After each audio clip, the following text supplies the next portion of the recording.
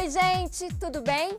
Que a ação do ser humano tem destruído o meio ambiente, ninguém pode negar. A boa notícia é que tem muita, mas muita gente agindo para diminuir e até reverter esses estragos.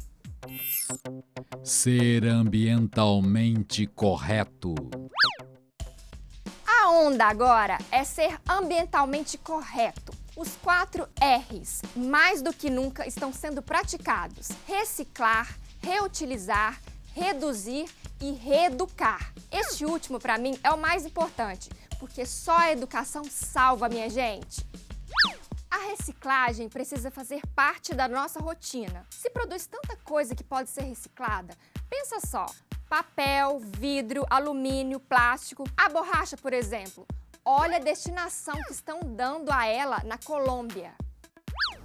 Para a maioria das pessoas não passa de lixo, mas para alguns pode significar casa. Como os blocos de gelo dos iglus, os pneus abandonados nas ruas de Bogotá, capital colombiana, são a base que ecologistas inventaram para erguer moradias bem originais. O primeiro passo é recuperar os pneus para convertê-los em blocos. Assim, uma espécie de tijolo é criada, com muita massa térmica, um isolante perfeito para o frio e o calor. Aos 57 anos, o pedreiro William Clavijo confessa que passou a ver tudo diferente após começar a construir casas com o material. Aprendemos a valorizar as coisas, já que muitos olham os pneus e ignoram. Mas o aproveitamento deles é uma prova do que se pode criar. O processo de construção das casas envolve escavar o terreno. Vigas de ferro são erguidas verticalmente através dos pneus para reforçar a estrutura. A disposição do ferro, aliada à flexibilidade da borracha, faz a casa à prova de terremotos. Os pneus não são o único material reciclado aqui. Garrafas de vidro e papel também estão na lista. Além da construção das casas, o processo contribui para a conservação do entorno. Em termos ambientais, a gestão de todas estas llantas. O impacto ambiental desses pneus é muito grande e um assunto grave se não forem reaproveitados e incluídos em soluções sustentáveis. A iniciativa dos iglus de borracha é encarada por muitos como um exemplo de criatividade para redirecionar sobras. De acordo com o governo colombiano, todos os anos, cerca de 5 milhões de pneus são jogados fora, o que representa 100 toneladas de borracha. Os pneus são tão poluidores quanto os carros a gasolina. E faz como para diminuir a fumaceira desses carros no ar? Reduzindo o número de veículos das ruas. Simples, não? Eles trocaram o conforto do carro pelas pedaladas. A facilidade do automóvel pelo esforço físico foi realizado no Dia Mundial Sem Carro em Bogotá.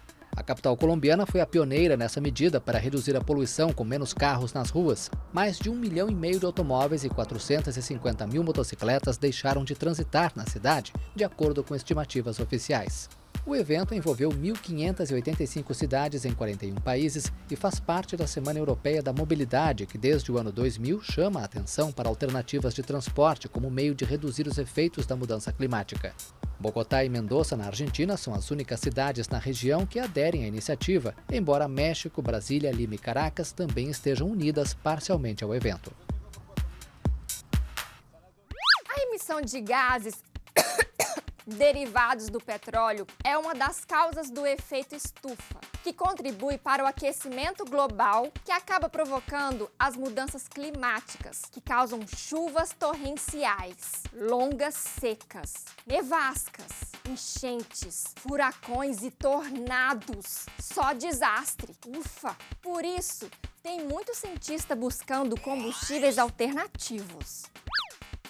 Carros solares vão correr no deserto do Atacama. 21 equipes de todas as partes do mundo vão participar da competição que percorre 2.300 quilômetros em 3 regiões do Chile. A única condição é que o automóvel seja exclusivamente movido a energia solar. 3 equipes já apresentaram seus veículos. Os organizadores concordam que mais importante do que vencer é promover o uso de carros que não prejudicam o meio ambiente. Vamos mostrar que é possível outro tipo de soluções que são mais amigáveis com o meio ambiente e também que sejam criadas por pessoas do próprio país. O deserto do Atacama, o mais árido do mundo, vai ser novamente o palco onde os carros solares vão testar mais do que velocidade. O maior objetivo é alcançar a meta em meio a condições extremas. As fontes de energia limpa são outro grande acerto da raça humana para reverter toda essa desgraceira com o clima que estamos vivendo. O que já foi considerado um crime ambiental pode se tornar uma fonte de energia sustentável. Há mais de 2 décadas, a represa de Balbina inundou centenas de hectares de floresta amazônica e criou um gigantesco lago artificial. A barragem, a cerca de 200 quilômetros de Manaus, possui atualmente uma capacidade limitada de geração de energia elétrica. Mas isso pode mudar com a instalação de 50 mil metros quadrados de painéis solares flutuantes, capazes de abastecer cerca de 9 mil lares. A placa vem exatamente mitigar o custo-benefício de uma obra que gerou esse gigantesco lago. É um lago irreversível, você não tem mais como reverter esse lago, tá certo? E que nós temos nele um grande potencial de geração de energia solar. O sistema híbrido de energia hidrelétrica e solar traz uma série de vantagens além da energia limpa. É você aproveitar a infraestrutura que você já tem para gerar uma outra energia. Quer dizer, o próprio espaço da lagoa, as instalações de transmissão que estão ao lado, a linha de transmissão, enfim, você está aproveitando essa infraestrutura que tem com uma energia que é limpa e cada vez vai ser mais barata. Instalações de painéis solares flutuantes já existem no mundo em reservatórios comuns de água. Mas esta é a primeira vez que são instalados em um lago de uma represa hidrelétrica. A Amazônia também sofre com a pecuária extensiva. Sabia que derrubam milhares de árvores só para fazer pasto? E sabia que um só boi para comer pode precisar de uma área do tamanho do Maracanã? Ah, fala sério, mas felizmente alguns criadores já estão se ligando no movimento da pecuária verde. A Amazônia tem milhões de espécies e a maior ameaça à selva não é nativa. A pecuária é responsável por 80% do desmatamento. No município de São Félix do Xingu, a abertura de pasto para o enorme rebanho de gado, o maior do Brasil, é o mais forte predador das árvores em toda a região. A indústria de carne ocupava a maior parte da terra aqui e causava grande parte do desmatamento. Mas com menos de uma vaca por hectare, a produção era mínima nesta grande área desmatada. Quando Lazir Soares de Castro e a esposa Leda compraram a fazenda há 2 anos e meio, cada vaca pastava em uma área do tamanho de um campo de futebol. Eu encontrei uma propriedade sem estrutura administrativa, que não tinha divisão de pasto, muito mal estruturada. Aí eu comecei a preparar a parte de manejo do gado. Lazir dividiu a terra em vários campos de pasto e passou a fazer rotação com as vacas. Assim, ele dá tempo ao terreno de se recuperar e produzir pastos de melhor qualidade. A produtividade aumentou de uma cabeça de gado para quase 2,5 por hectare e a propriedade preserva as árvores. Recomenda-se deixar árvores, arbustos no meio da pastagem para servir de sombra para o rebanho, certo? Então a melhor maneira, aqui é uma região muito quente, na volta do dia, pode observar que o gado sempre procura uma sombra. Ali ele deita para ruminar. Na ruminação ele está aproveitando, convertendo o alimento em nutritivo, né, e ganhando peso.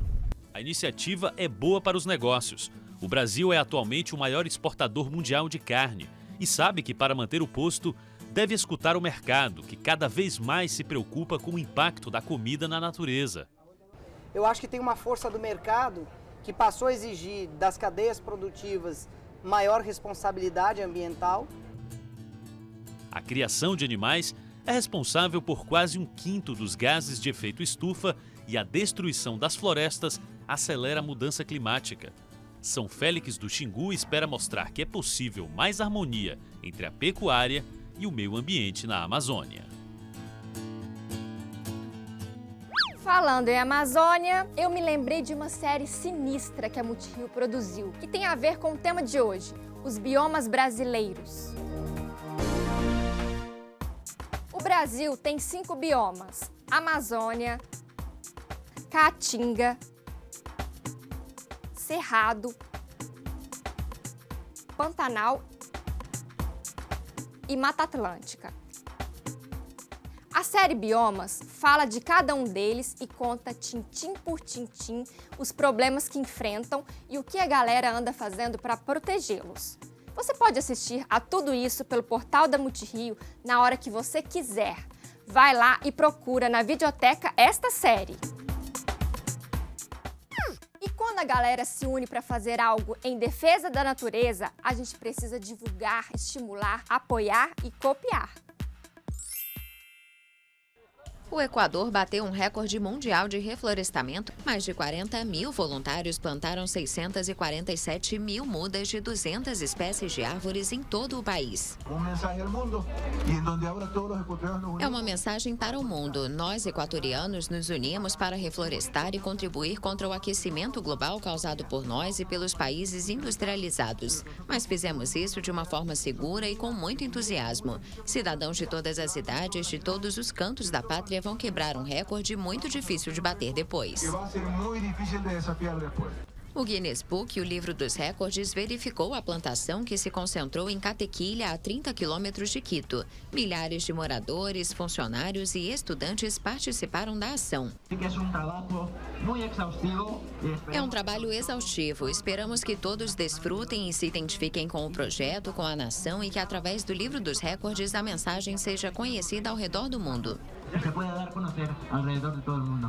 O governo do presidente Rafael Correa incentivou o reconhecimento dos direitos da natureza na Constituição e tem promovido ações contra o aquecimento global.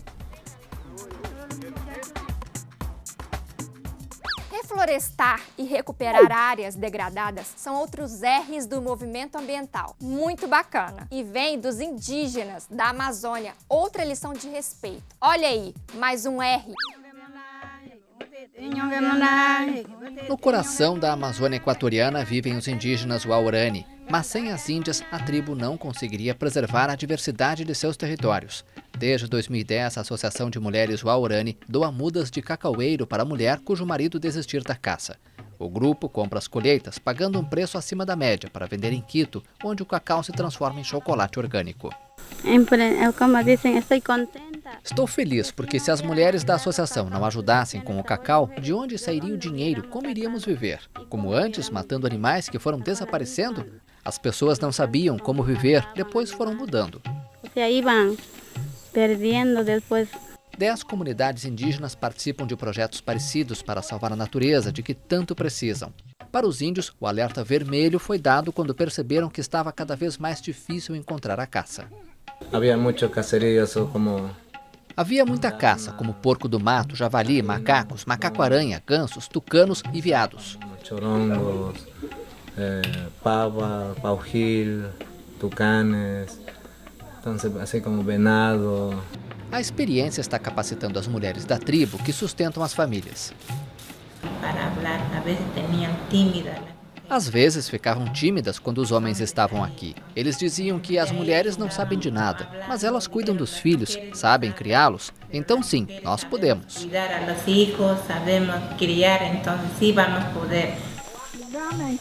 Talvez a emoção da caça tenha desaparecido, mas o chocolate dos Waorani faz uma grande diferença para o ecossistema. Gente, não faltam exemplos que mostram como as pessoas estão trabalhando para defender o planeta, a nossa casa. E todos podemos fazer alguma coisa, por menor que seja, reciclando o lixo de casa, reutilizando embalagens de vidro e de plástico, reduzindo o nosso consumo. Precisamos respeitar o meio ambiente sempre e recuperar nossa conexão com a natureza. E devemos sempre nos reeducar. Simples assim, sacou? Tchau! Quer reaproveitar um pote e, ao mesmo tempo, criar um objeto decorativo e divertido? Então cola comigo nesse passo a passo para fazer um pote multiuso. Você vai precisar de um pote de vidro, claro, EVA colorido, cola, tesoura, tinta de artesanato, pincel largo, cartolina, caneta pilô preta, lápis, fita adesiva e um palito de churrasco. Corte a cartolina num formato oval, pode ser quadrado também, ou qualquer forma geométrica. Servirá para fazer a janela do pote. Cole com fita adesiva no vidro. Pinte o pote inteiro na cor que você quiser. Eu escolhi o amarelo. Depois de secar, retire a cartolina colada. Decore com a caneta pilô preta do jeito que quiser. Para fazer a tampinha, recorte um círculo de cartolina e do EVA do tamanho da abertura do pote. Cole os dois e faça um furo no centro. Como eu escolhi fazer um abacaxi estiloso, recortei 8 folhinhas de EVA em tamanhos diferentes. Cole 3 folhinhas na folha maior. Repita o processo de modo a ter 2 conjuntos de folhas. Aí, é só colar o palito em um conjunto e cobrir com o outro. Enfie o círculo de EVA no palito e pronto! A tampa está finalizada. Pode encher o pote de balas, de lápis de cera, de moedas. Use a imaginação!